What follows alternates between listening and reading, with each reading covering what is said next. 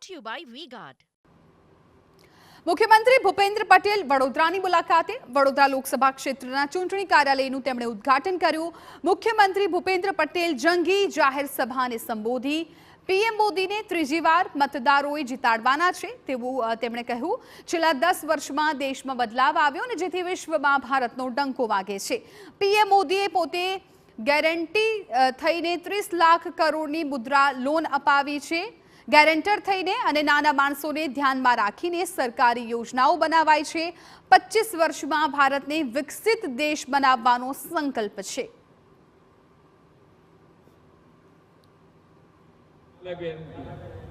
મોદી સાહેબની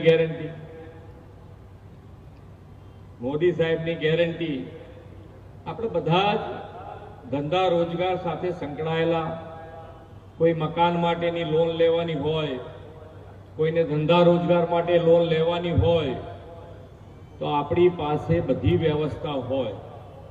એક જામીન બે આપવાના હોય તો એની વ્યવસ્થા હોય, ગીરો મૂકવાની વસ્તુ હોય તો એની વ્યવસ્થા હોય, પણ છતાંય આ બધી વ્યવસ્થા હોવા છતાં પણ બેંકવાળા આપણને થકવાડી દે ને।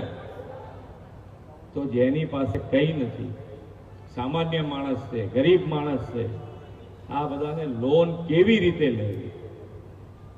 તો આ બધા માટે લોનની વ્યવસ્થા માન્ય નરેન્દ્રભાઈ પોતે ગેરંટર થઈ ગયા આ વ્યવસ્થાઓ, અને 30 લાખ કરોડ રૂપિયા મુદ્રા યોજના અંતર્ગત આ યુવાનો અને બહેનોને લોનો અપાઈ છે। Brought to you by V-Guard.